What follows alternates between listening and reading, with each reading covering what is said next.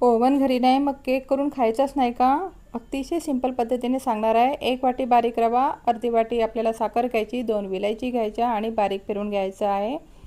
बघा असं पीठ झालेलं आहे। कढईमध्ये आपल्याला त्यामध्ये मीठ टाकायचं आणि वाफेला ठेवून द्यायचं आहे। 2 चम्मच आपल्याला कोको पावडर टाकायचे असेल तर टाका, नाही असेल तरी चालेल। पाऊण वाटी आपल्याला तेल टाकायचं, अर्धी वाटी फ्रेश दही टाकायचं आणि दूध टाकून आपल्याला मिक्स करून घ्यायचं आहे।